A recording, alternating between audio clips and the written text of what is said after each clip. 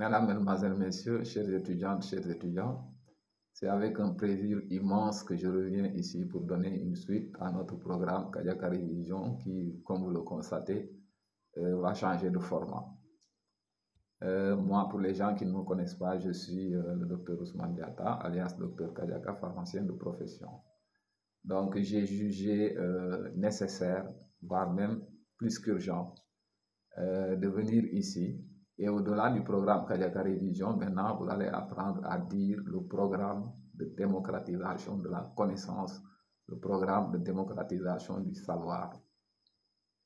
Pourquoi je le dis? Parce que je me donne l'ambition de venir partager des informations, des connaissances sur un secteur que je semble maîtriser le plus.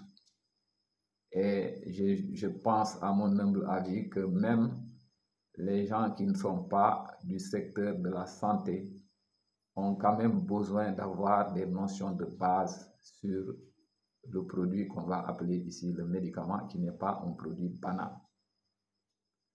Et les Grecs ont fini par poser la problématique du médicament, parce qu'en donnant un sens à la pharmacologie, donc nous avons dit que la pharmacologie allait être constituée de deux termes, à savoir le terme pharmacon qui va signifier en grec, qui va désigner en grec à la fois le médicament et le poison, et aussi de logos qui va signifier discours, et la pharmacologie devient le discours sur les médicaments, c'est-à-dire la science des médicaments, ou du moins la science des drogues, mais le mot drogue étant pris au sens large du terme.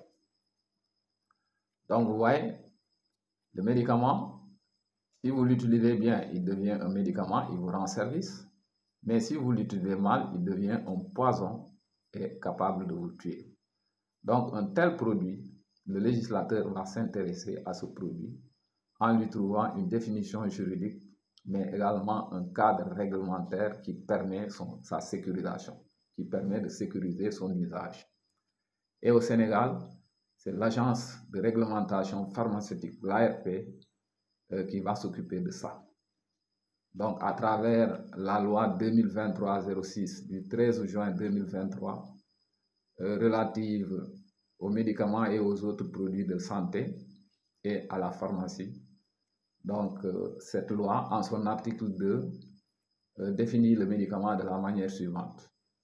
Donc, est considéré comme médicament toute substance, composition ou préparation présentée comme possédant des propriétés curatives ou préventives à l'égard des maladies humaines, ainsi que tout produit pouvant être administré à l'homme ou à l'animal en vue d'établir un diagnostic médical ou de restaurer, corriger ou modifier les fonctions organiques.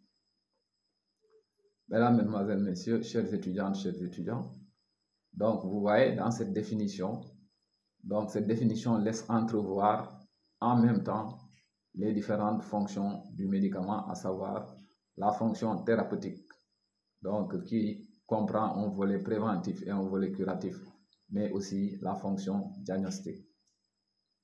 Donc vous voyez, au cours des interrogations ou bien des évaluations, donc parfois on vous demande seulement la définition du médicament. Maintenant, si on ne vous demande pas de manière expresse la définition juridique du médicament, vous n'êtes pas obligé de reprendre toute la définition, exactement la définition juridique. Ici, ce qu'on aimerait savoir, c'est que vous soyez capable de restituer les trois volets, de faire ressortir les trois volets, à savoir le volet curatif, le volet préventif et le volet diagnostique. Donc, pour expliquer un peu, comme nous nous sommes donné l'ambition de faire comprendre à tout le monde, aussi bien les gens du secteur de la santé et les gens qui ne sont pas dans la santé. Donc, vous voyez ici, si vous prenez un produit pour donner à une personne, dans le but de lui prévenir contre une maladie, pour qu'il se prémunisse d'une maladie, donc ça, c'est considéré aussi comme un médicament. Mais si vous donnez aussi le médicament dans le but de soigner une maladie qui est déjà là, parce que dans la prévention, la maladie n'est pas encore là, mais vous prenez le produit pour vous protéger. Donc, mais quand vous donnez aussi un produit à une personne dans le but de guérir sa maladie qui est déjà là, ça aussi c'est considéré comme un médicament. Voilà. Mais aussi, un produit qui peut aider à poser un diagnostic médical, donc peut être aussi considéré comme un médicament. Ici, nous donnons l'exemple des produits, par exemple, de contraste, notamment les médicaments, les produits à base d'iode qu'on donne pour rendre une radiographie possible. On donne l'exemple ici de la radiographie de la thyroïde, donc qui, avant d'être faite, donc on est obligé d'administrer des produits de contraste iodés à la personne, au client qui vient pour faire la radio, et ça, c'est l'administration de ce produit qui va rendre l'image de la thyroïde visible et permettre au dispositif de calculer le volume de la thyroïde et de savoir est-ce que c'est un volume normal ou pas. Donc vous voyez, ce produit qu'on a donné ici ne sert pas à prévenir, ne sert ni à guérir, mais nous a simplement aidé à poser un diagnostic, à rendre la radiographie de la thyroïde possible et pouvoir nous permettre de poser un diagnostic. Mesdames, Mesdemoiselles, Messieurs, vous voyez ce médicament qui n'est pas un produit banal, n'est pas un produit qui est tombé du ciel, mais c'est un produit qui a connu toute une évolution au cours de l'histoire. Pour vous donner un exemple très simple, aujourd'hui, si vous tombez malade, si vous croyez dur comme fer, qu'on vous a marabouté, votre premier réflexe ne sera pas d'aller à l'hôpital, mais votre réflexe sera d'aller consulter les marabouts ou les guérisseurs pour essayer un peu de trouver pour une prise en charge plus ou moins magico-religieuse. Et par contre, si vous pensez que votre maladie est due à un contact avec un agent microbien, ou bien si vous pensez que votre maladie est due à un dysfonctionnement organique, vous voyez, le premier réflexe que vous allez avoir également, ce n'est pas d'aller consulter les marabouts, mais c'est d'aller pour une prise en charge médicale. Et dans cette prise en charge médicale, les médicaments pourraient jouer un rôle quand même de premier plan. Voilà, Madame, Mesdemoiselles, Messieurs, donc l'évolution historique aussi du médicament ne peut pas se faire sans faire un parallélisme avec l'évolution de la conception qu'on va se faire de la maladie. Voilà, très loin en arrière, donc les gens quand ils tombaient malades, donc ils pensaient qu'ils étaient victimes des mauvais esprits. Donc c'est les mauvais esprits, ils ont offensé des mauvais esprits, ils ont offensé des esprits, et les mauvais esprits, dans leur vengeance, leur ont envoyé la maladie. Et vous voyez, à cette époque-là, quand on avait une conception magico-religieuse de la maladie, donc la prise en charge aussi sera magico-religieuse à travers des prières, des incantations, mais également parfois des sacrifices.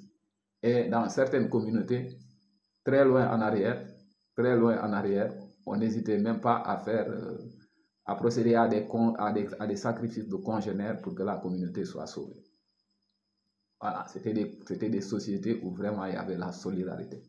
Donc la question que je me pose présentement, est-ce que si une maladie survient dans une communauté, est-ce qu'une personne peut se porter volontaire pour se sacrifier pour que la communauté soit sauvée? Bon. Maintenant, vous voyez, c'est la conception scientifique de la maladie, qui va prendre le dessus sur la conception magico-religieuse. Donc c'est pourquoi, comme on a maintenant la notion de maladie causée par un agent microbien ou la notion de maladie causée par un dysfonctionnement organique, voilà, donc la prise en charge aussi sera médicale, et je l'ai précisé tout à l'heure, les médicaments pourront constituer un rôle primordial dans cette prise en charge médicale. Mesdames, Mesdemoiselles, Messieurs, mais entre les deux situations, on n'est pas passé du tic au tac, de la conception magico-religieuse avec une prise en charge spirituelle ou magico-religieuse à la conception scientifique avec une prise en charge scientifique. Donc, entre les deux, il y a eu une période de transition. Et cette période de transition sera marquée par la période de l'empirisme. Et l'empirisme a été défini comme étant le résultat de l'observation sur une très longue période. Et c'est cette observation sur une grande période qui a permis à certains hommes, notamment du côté pharmaceutique, un monsieur qu'on appelle Galien, qui sera considéré comme le père de la pharmacie, qui, à travers sa capacité à observer le déroulement de certaines choses, a pu découvrir les vertus de beaucoup de plantes médicinales. Donc, de son côté aussi, un grand monsieur qu'on appelle Hippocrate, qui est considéré comme le père de la médecine. Donc, va faire aussi un travail remarquable sur la réunion de signes qui vont lui permettre un peu d'identifier une maladie. Et c'est grâce à ces travaux que les médecins actuellement ont la possibilité de poser un diagnostic. Mesdames, Mesdemoiselles, Messieurs, en connaissant maintenant les vertus des plantes médicinales et avec le progrès des sciences et techniques, les hommes ne vont pas s'arrêter là, les chercheurs ne vont pas s'arrêter là. Ils vont chercher ces plantes médicinales qui sont réputées avoir des propriétés thérapeutiques, faire des extractions pour essayer d'isoler l'élément ou bien la substance qui est responsable de l'activité thérapeutique. Et vous conviendrez que ça déjà, ça va poser l'ère du médicament nouveau, des médicaments modernes à travers les principes actifs. Et c'est pourquoi on a l'habitude de vous dire de manière résumée que le principe actif, que le médicament, c'est le principe actif plus l'excipient. Les deux vont donner la forme galénique. Et la forme galénique, si vous l'habillez dans un récipient adéquat, c'est l'ensemble qui va vous donner le médicament. Mesdames, Mesdemoiselles, Messieurs, chères étudiantes, chers étudiants, ça a été un grand plaisir, un plaisir réel de reprendre ce programme Kadiaka Révision, qu'il faut maintenant apprendre à appeler le programme Kadiaka Démocratisation de la connaissance. Merci à vous et à très bientôt pour une autre vidéo sur YouTube. Maintenant, ce que vous devez faire, je vous demande s'il vous plaît de liker la vidéo, de la partager. Liker pourquoi? Le pouce vers le haut, le pouce vers le haut. Liker la vidéo, le pouce vers le haut. Ça me donnera beaucoup plus de visibilité pour mieux vous servir. À très bientôt.